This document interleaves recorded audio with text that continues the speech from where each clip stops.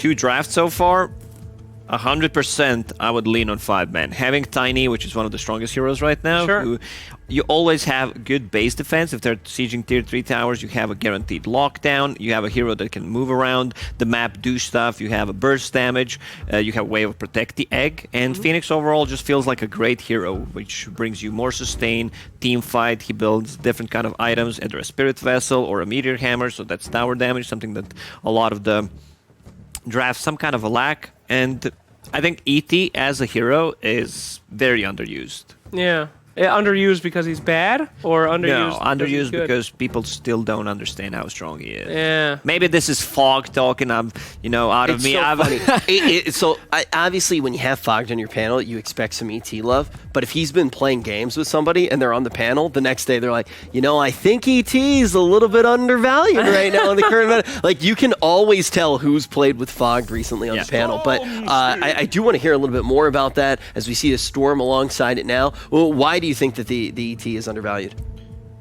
Because I won and lost all the games when I played against him. Like, every single time I had ET on my team, I just won. No, overall, I think this hero can be played as an offlaner. I've seen some high-level pubs as well where pro players are trying to, innovate with stuff, and it looked extremely good. And he just smells the late game carries. He's insanely good. He's a hero that's good at every stage of the game, late game machine, where all your armor is gone, and he gets a Dragon Scepter or a BKB at one point, and he can get on top of you. This is the issue that he had, and with the new Aghanim Scepter, it's a pretty legit build. Let's go meta for a second. You want to know why ET is actually really, really good? It's because of how you can equate damage when he's there and when he's not. Dota is a game of mistakes, and it's about overextending and stuff. Imagine you're carry on the enemy team. You just kill 4 guys. ET wasn't there, and you took a lot of damage, right? In the next fight, if ET is there, it's very subtle when you're under his effects, and then suddenly, in this fight, you melt, and it's crazy. And those kind of things can be really impactful for late game scenarios where a carry feels strong. Guys, let's go in. I'm good. I just won the last 2 fights, but ET does stuff correctly in the late game, and all of a sudden, holy shit, we're all dead. And those kind of surprises are really the meta way of why I think that hero's super strong. Makes you feel super safe, baits you into making mistakes. Imagine being a knight without armor. That's what it feels like. I feel like that all the time. Wind Ranger at your I only have a sword. Oh, what have you done? What have you done? McQueen! And there she is again, Wind Ranger. All right, back it up, boys. No, this is a very different game already. I mean, they have a lot more lockdown. I think 5-man might be preparing for, okay, our coordinate is banned out, so there's still Medusa in the pool. This is also a great save coming out from Venge. You want to have a ranged hero that benefits from your aura, some kind of edgy ranged hero possibility to get a Ground Ranger, but yeah, they just get Medusa. Why stop it? It worked so well last time. And this time, who's really going to stand up to Dusa? I mean, that was one of our biggest problems last time. Who's got the burst damage to take down Dusa right now? Now that I have ET. Yeah. Okay, so he's the one who's going to remove her armor. They have a mobile hero, Storm Spirit. I mean, they had the Ember in the previous one. Kind of a same hero, to be honest. But this 5-man, when they group up and go 5-man strong, this lineup looks extremely scary. You have great waves of protecting the egg. Medusa. Oh, yeah. But I don't know. I just feel like Medusa is such a strong hero right now. Sure. So they should ban out AM, which they did, and they ban out TB. So they still feel like TB was kind of an issue in the last game. How do you kill that egg in this game, right? You run towards it, Deuce a split shot, and you have Venge is ready to swap you, Tiny's ready to stun you. It's going to be tough. But then again, another way to deal with Phoenix, you just don't kill the egg. Everyone just walks away and then reinitiate. So they really don't have that much lockdown. They got a few nice stuns, but no biggies. So I gotta say, this goes all the way back to the Phoenix, right when it gets locked in at the beginning of this game. So you bring up a very good point, which I feel like is one of the things that we have talked about quite a bit, and that is the idea of whether or not the Phoenix is starting to become solved by play. And we've had plenty of time with Phoenix. Obviously, some small changes come out when we do have the patch, but how often does this happen where you feel like there's here where it's like, yeah, you've had plenty of time to solve it, but it still seems super, super busted in pretty much every game, even if it's not like right out all the way broken, but it just feels like the right pick in pretty much every scenario. That's what Ice Frog's for, baby. You know, keep getting first picked, and then Daddy brings down the hammer. Sometimes a hero is just too good in the meta, like how Spectre used to be, and how Darkseer used to be, and they're just first pick, and then you're like, okay, shit, it's one of these. Hey, a puck comes out. That's interesting. Oh, that's the hero that kind of ruins Windranger and the Storm Spirit. You want a hero that gets on top of Oracle. There you go. Again. Always. And it is different. Puck, great synergy too with the Phoenix. We were talking about we could use a kind of big AoE team lockdown. Coil can be very good against that as well. I mean, I really think this is a super solid draft for 5 men personally. They got to come up with some real damage source here on NaVi. You have AoE ability from Puck that, you know, just keeps them in place while Medusa deals the damage. And that's exactly what they needed. I also seen 5 men running Puck in multiple roles, but still feel like they could just go with the standard stuff, put Tiny on a mid, get him levels. They can also swap things around. Like, everything's pretty flexible. They're just going to wait to see what the last pick is. And this needs to be like some hyper carry that matches up against Medusa. A lot of those carries already gone. No Drow Ranger, no AM, no TB, Arc Warden gone. Like, they have this could be a Slark or, once again, like a Phantom Lancer game, and I don't put too much trust into these 2 carries. I just don't see a hero for NaVi right now that's gonna be like, yeah, this is it, this is the pick. Yeah, they need a... I mean... Sven is still available. He's been picked up as, like, your big boy. I mean, Troll is available. But these are heroes Troll, I think Troll might be the answer here. I mean, he, you know, naturally hits stuff pretty quick. He can build a Diffusal against Spectre. I mean, excuse me, against, Deucey. And you know what? Honestly, if Storm starts snowballing, they've got some pretty squishers out there that Storm can jump on and do pretty good. But they're gonna go for Sven over the Troll. So there you go. Okay, that's okay. I'd rather have a Diffusal builder against Medusa, but if he gets the right initiation and with especially with ET at his back, he could, you know, 2-shot a lot of these guys. So. Good work. The odds have swung in favor of NaVi on EGB.com. NaVi! Keep that in mind. Definitely an interesting thing to see. You mentioned the fact that Storm might be able to tear apart some of the squishier heroes like Soft Bread, but what's Sven going to be able to do in this lineup? They needed some kind of tower damage because they had none, and Sven allows them to play fast and have a carry, you know, that comes online a bit faster than Medusa. He just naturally farms faster. But I still don't think it's enough. Like, late game, if they don't end this game by, like, 35-40 minute mark, 5 men is just going to take over. Yeah, and Oracle's great for, you know, in that last game, Oracle was really good because you put all this pressure into killing TB. He's almost dead, and then, he's saved, and he gets to use Sunder. This time, the longer, like, time is spent, the more chances you got Phoenix Egg to go off and shit like that. So, it's tough. It definitely seems like 5 men was able to string together a pretty solid draft this time around. The other team picked Windranger, for Christ's sakes. I mean, it's not that hard. Yeah. Pick any hero. You'll do it. You'll win. 5 men versus 4 heroes. Yes. Disgusting. But you bias aside. I mean, I don't have to apologize because I'm right, so it's all good. They will win the game. All right, you heard it from Slacks. Let's jump into the action. Game number 2. Keep in mind, this is an elimination series. 5 men can close it out here. And with what we saw in the draft, 5 men are looking good. That's right. You don't have to apologize if you're right. That's what Slacks does, and that's why you'll never hear the 2 of us ever apologize for anything. Right, Lizard? Never. Never. That's right. We're going to be heading into game 2, where once again we're going to have NaVi versus Medusa.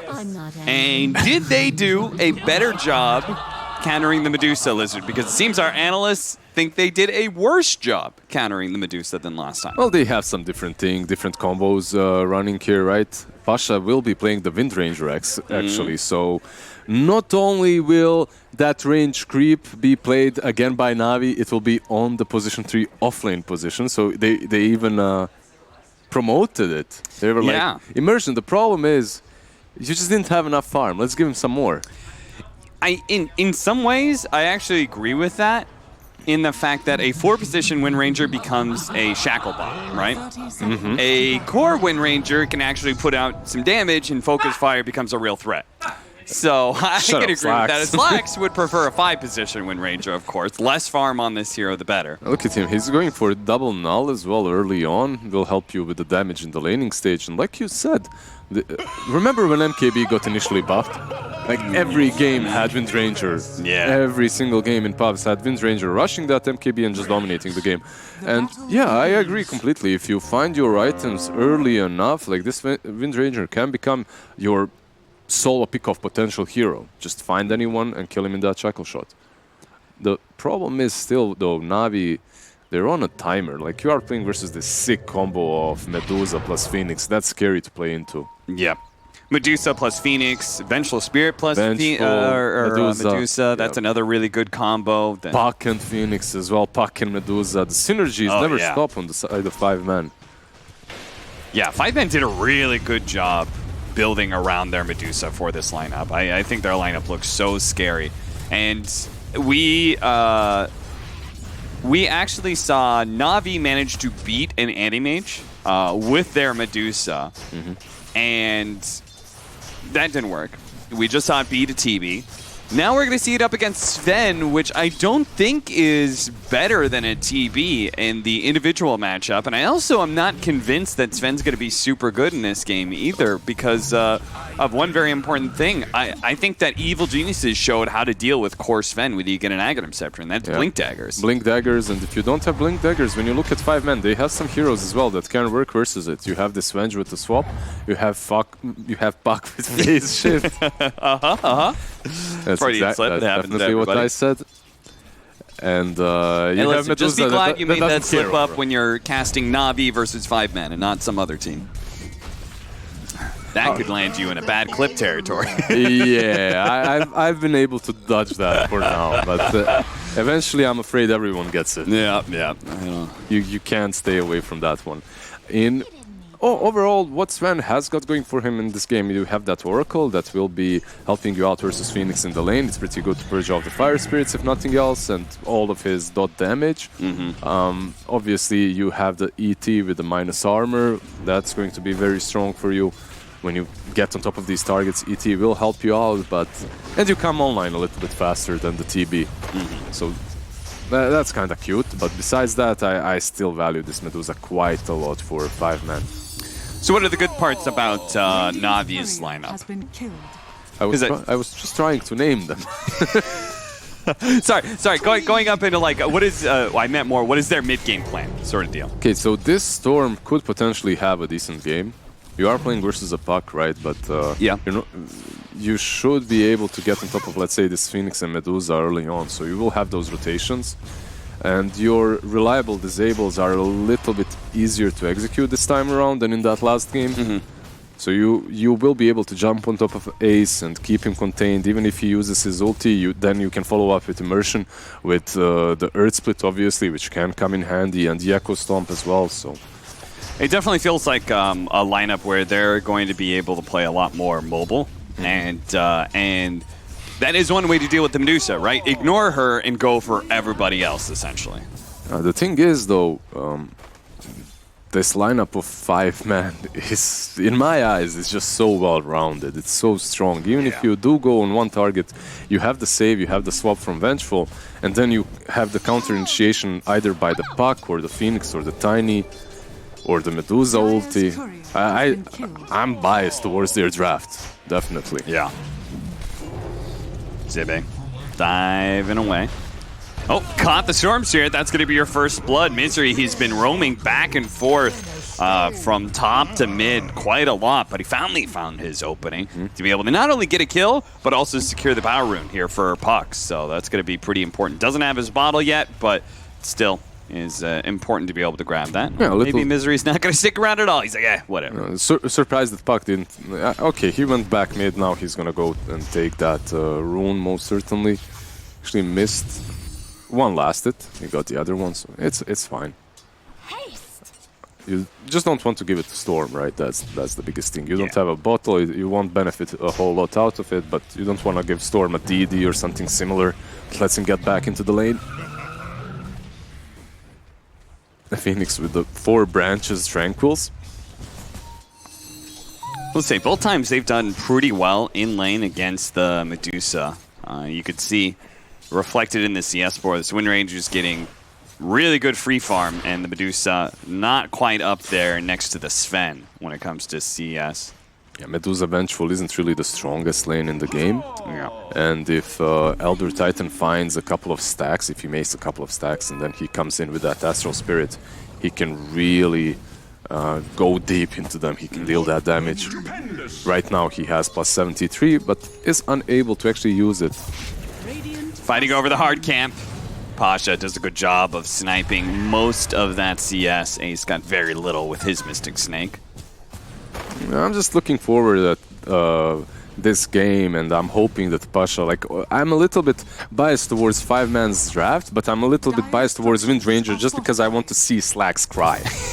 That's all. I just want to see this hero finally take a win. Oh, Young G, he's still not level 6 and will be found by Misery, but it looks like the puck was a little bit too far away to capitalize off of that. He's finally here, but he's like, okay, this is a fight not worth playing for anymore. Yeah. So what level is Tiny when he initiated there? What is he, 4? I think so. 3. Yeah, that's a little bit greedy. yeah, especially since Young G, I think, has raindrops. Yep. Ilias can help him here, and meanwhile, Ace actually dies at the bottom lane. Immersion manages to get that kill. 6-minute power runes. Chessie trying to take him away. Ilias does snipe away that arcane rune, but dies as a result. This duo is really strong. Your Tiny plus Puck can blow up any single target on the map right now, as long as they're together. The problem with Tiny going for Storm in the previous occasion is that Puck wasn't near enough. And he had to use that Illusory Orb just to get close to deal any follow-up damage. Look at Immersion. Just hammer him down. You always love like an Elder Titan plus a ranged offlaner that can get aggressive. You know, that lane is always so scary, even if it's up against another ranged hero. I just love Elder Titan. I could watch 5 Elder Titans play this game and I would be satisfied on one team. Just give them enough stacks. There is an event coming up. Looking forward to the first round. I know. 2-2. 7 minutes in, Pylai dying, going to be focus fire. There we see the core Wind Ranger going to town. Pick off on a fine position. Nothing major, but still, pressure is pressure. Pressure is pressure, especially when it's on Wind Ranger, as he's going to get more farm there, and the pressure will be even bigger pressure, right? So it's like that Lacoste quote, you know, when it's time to call it, it's time to call it. But we are Is this a Wind Ranger game? Is this a Wind Ranger game? I don't know. But it could be a Pasha game. I mean, he's set up for success, right? He's got a good laning phase. He's having a good start. His top net worth right now. They're going to lose their mid tower again. So early on. Yeah. 7 minutes, 45 seconds without a fight. NaVi, that has an Elder Titan on their side, loses a tower. As a result, Chessie, he can just shove in this wave if he wants to, freely rotate to side lanes or play into neutral stacks if he wants to. There's a lot more opportunities. The jungle's going to be a lot less guarded. It's also what this Tiny can do now, right? Like this Tiny's game is completely free. Chessie can just follow him up on any single one of these aggressive moves that he's about to be doing.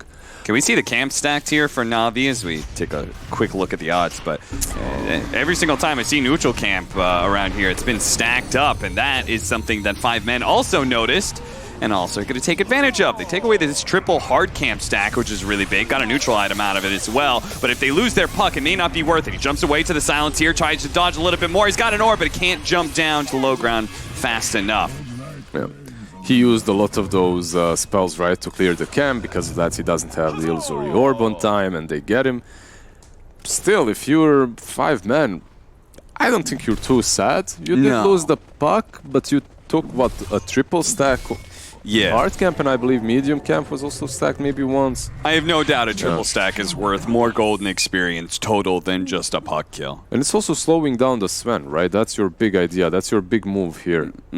If you're NaVi, your Storm has already been shut down in the lane. He's the lowest net worth core at the moment. Sven is on top of the net worth cores, on top of anyone, that is. And slowing him down from that Midas is really important. If he is going for that Midas, I would assume so, yeah. I feel like he's got to he needs that farming item to be able to keep up or actually stay ahead, rather, of the Medusa, right? Experience also really important in this game. Misery. Oh, trying to sneak on by, but he's caught.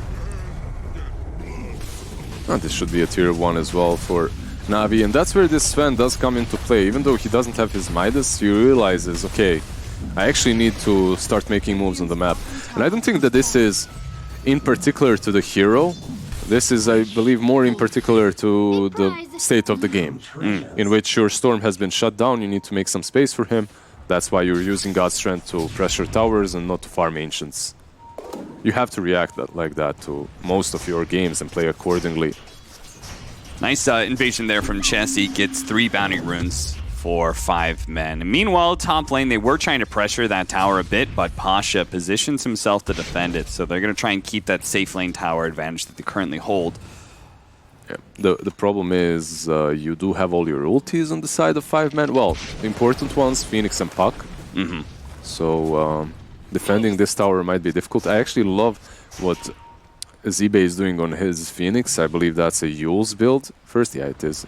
This is, like, when you're playing versus Storm, and you don't go for Yule's first as a Phoenix, you're just asking for trouble. Yeah. You just go for that Yule's, and you'll most certainly be able to use that tag before you die. But if you don't, if you go for a Veil or whatever else... You go for the Meteor Hammer build and then the Yule Scepter, well, you may get caught and killed a number of times by the Storm Spirit, so... This, on the other hand, won't give you the damage that's necessary later on, right? Like, not later on, right now, but it will allow you to 100% use your spells. And I have to shout out Zibe for going double into dive. I think most players that are playing Phoenix right now are wrong for leaving level 1 dive. I just can't understand it. It's 10 damage to 30 damage, right? It's triples. yeah, it's really good. No, I'm 100% with you on that one. They have the level 6 on Pylite Die, and they soon have a Blink Dagger on Chessie. So we're going to see that cute combo. It's only cute if it's on your side, of course. If it's on the enemy side, it sucks. But coil into swap, breaking the coil. Yeah. Coil, or egg into coil, or coil into egg into swap. I just love seeing this, the synergy on 5 man. It's easy to read, and maybe that makes it easy to play around as well. But when it works, it's just enjoyable to watch. Yeah. Ace doesn't have the Stone Gaze, so he's going to be found here farming up the hard camp, and he doesn't have a defensive option here. Pylite Die might be able to swap him out here, but he doesn't try. Instead, he goes for the stun, but misses that. The Phoenix going to be able to dive over these heroes. There goes the coil, and Phoenix going to pop the Supernova. Now, the Storm Spirit still has the mana to work with. As the coil fades away, gets a nice long jump out. Supernova explodes thanks to Pylite Die swapping Immersion back into that AoE, and they do manage to get the 2 supports, but they missed out on that core kill, sadly. Yep. If they did get that Storm, I believe that's a fair trade. Yeah. Like this, I would still say that it's a little bit better for Navi and Young G because they forced the Neg out, they didn't lose their Storm, and they got the Medusa. And all they lost were 2 supports, so I think you're fine with that. Yeah, I totally agree. 2 supports for the primary carry of 5 men.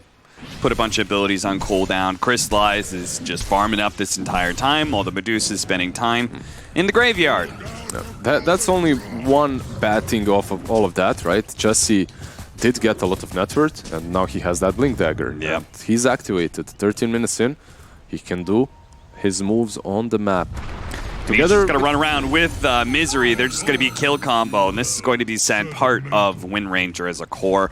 You are really squishy. You're a glass cannon, and the magic damage... Is that the creep that died there? It was so fast, I couldn't see. And now, like, he started off, he was top net worth at some point in time during the laning phase, right? Now he is almost last in cores, only being beaten out by Young G. Yep. Who is the very last in the net worth line of cores. So once again, NaVi funneling all their net worth onto one hero alone, as crystallizes Sven. Long jump in, Does have the Yule Scepter to work with here, but can't get it off in time. Misery does manage to get his Blink initiation on a Young G. The coil makes sure that Storm Spirit's not going anywhere, and the silence stopped Ilias from being able to get off his ultimate for a while. He finally uses it onto Immersion, but Immersion is taken.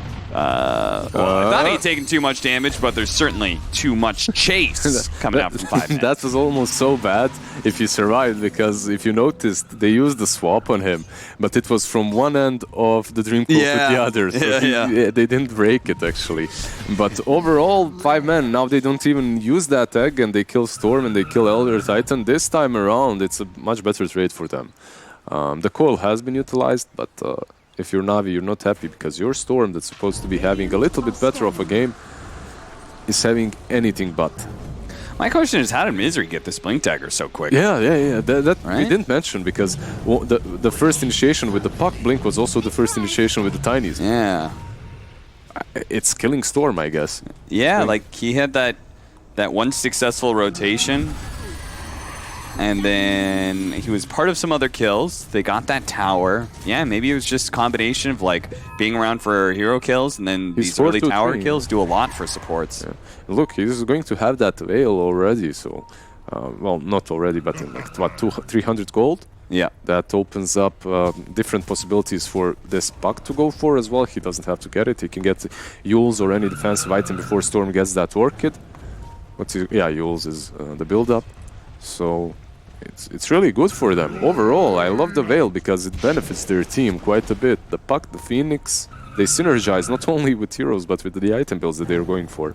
Now, we only lightly touched on it during the cast, but we were talking about it backstage. Misery really likes being able to play these aggressive style initiators that just kind of go in from a support position. He tried to utilize that as a Rubik and several times died, but here looks a lot better on the Tiny, though they did miss out on that kill on Pasha. I love how he stopped there as if to scratch his head, you know, like, hey, what happened? Where could he have gone? There's the Orchid complete for Young G. You remember we were talking about that offlane hero that will be the extra burst damage for Navi. Well, he's going for Greaves. Okay. Wind Ranger with Greaves. Yeah, I'm not sure how I feel about this trend of like these more damage-heavy offlaners that still go the utility items. Like, yeah. I guess I've just always viewed Dota in a way that, like, when a hero provides a certain amount of strength and weaknesses, I prefer to go more in on the strengths. Yeah, just rather than cover my weaknesses, you know. Coil going out. Catching the Elder Titan, just trying to go for this fast execution, but he's not dying very quickly. Eventually, oh, look at that. Misery going to the back line, catching Ilias. Does manage to get off his ultimate. Young G trying to go for the initiation onto the Phoenix here, but his self-fuel scepter frees him up a little bit. Zibe wants to be able to get these fire spirits onto everybody before he pops the supernova, but maybe it's a little bit too early, but the swap comes in. That bails him out. Zibe, he still has an opportunity here to pop it. And needs to go for it soon because Crystallize is the monster here. He doesn't want to position himself too close. Nice Yule Scepter there. Is that going to be enough? Another hit comes in for Crystallize with the Echo Saber. He finishes it off, but now Ace is here, and if to get the kill on a Crystallize, it'll be massive. And they do get it, a dominating streak going over to Ace. Yeah, that hit with the Echo Saber pretty much made sure that they get the egg, but Ace gets a big kill in the end on Crystallize. And I can't blame Zibe for not using that egg earlier in the fight because he had opportunities, but the problem is if you use it that early they just disengage. You didn't have coil and then you're wasting that egg. They'll run away and re-engage afterwards, so I can't blame him for waiting the last second, and it ended all right for them. They did get that Sven in the end. Yeah, it definitely was one of those weird fights where he's like, there are no disables around to help me, so my positioning has to be perfect. Not too far away that they just easily disengage, but also not too close that they're able to just focus me down with no punishment. And as you said, it was not a bad one. It ended up forcing the Sven to commit. Got the kill on him as a result. It was a nice attempt. Overall, the egg has been buffed up. Oh, Coil, we hear it, mid lane. Yeah, they managed to catch the Wind Ranger here. A core kill. This is probably even better than that one the Elder Titan tried to go for the swap back of the coil, but the coil was already gone by that point. Still got the kill, and that's what's important. Can they get anything after this? They're diving mid a little bit further, perhaps pressuring this tier 2. Yeah, this game does not look that great for NaVi at the moment. You have the Storm with your kid, and your Sven is on top of the network charge, that is, but it just feels that 5 men are doing what they want to be doing and they feel in control. Maybe it will change with the BKB from Sven. Yeah, oh, absolutely. With all this magic damage from 5 men, he could just shrug it off pretty easily. Look at the odds, they're still in NaVi's favor. Interesting. Elder Titan with the drums and just a casual cloak. Maybe he'll turn it into a Glimmer, but just a casual cloak is so much value right now. I think, on position 5, Glimmer Cape is a no-brainer. You get any game and you won't be wrong. Sure. But just a casual cloak on anyone else is also pretty solid. Yeah, these 4 position strength heroes, it feels really value. 450 gold for the cloak just is such a cheap cost. It's kind of like, why not? Gonna go for an early MKB here on Ace after the Manta that I picked up. So no Scotty focus this time around, which that'll help him deal with Wind Ranger and the possibility of Heaven's Halberds coming up in the future, which I believe is something I'd like to see out the Titan build. I always feel good when I have a Heaven's Halberd coming from one of my supports. And it's overall a decent item on him, right? On Elder Titan, it's something that you can buy and not feel bad about. Honestly, Sanj is just such a value item right now. Yep. Puck going for that Aghanims. Can't really blame him for that. It's an amazing item overall, but in this game even more so. You can deal with the Sven, with the Storm easily. BKB also picked up, well, not picked up, but queued up by Storm Spirit, and it's so early. Orchid straight into that BKB. They're just realizing, okay, the only way we take these fights is if we actually get magic immune. That's where 5 men, their whole combination is pretty much predicated on the fact that, like, a bunch of magic damage, the BKB is going to ruin a lot of that until they have the Aghanim Scepter and, like, higher level swap. Then that's still a combo that can successfully work. Sven, after that BKB as well, going for straight Ags. It's a very common build at the moment. I have seen some Svens not go for the Ags, but most of the time we see this build. It just makes you into the Superman that's... I've been on the receiving end of this Sven with Ags so many times in my recent games. I don't even want to talk about it. I'm salty. There's just salt through my veins. Well, maybe we can focus on how to defeat it. We said the Evil Geniuses, they did mass Blink Daggers, which I think is... That was like part of the reason I liked 5 men's lineup, is I feel like that's Navi's win condition right here. The BKB, Aghanim Scepter on Sven. Of course, you can scale a little bit later, but against this Medusa, I feel like that is the time that I am strongest comparatively to this team, with all this team fight in the Medusa lineup. So I want to try and run them over. The sad part is, you can't get Puck. Tiny already has a Blink Dagger. Zibe has Supernova and options to be able to work with, and you've got the swap from Pylai Die as well as Stone Gaze to be able to like disengage off of those things. If you really want to overkill it, eventually you can even get the Lotus Orb, which stuns him in fact, if he doesn't have that BKB. So you have options, and you also have an Aegis now on Ace. Wow, they just snuck it in so quickly. Thanks to that minus armor, that's the power of the Medusa right there. When you have an amplifier, and that's what the Vengeful Spirit offers you. Amps up the damage. Swapping back Crystallize here, thinking the rest of his team is going to be here fast enough. Crystallize turning around trying to kill Pylai Die, and he's got Pasha next to him, but eventually the rest of 5 men will rally and force Navi to retreat. Yeah, Puck wasn't there. Does he have... Well, he does have a tier 1 on top lane that he can TP to, but he also has travels, so... He could have joined at any given point.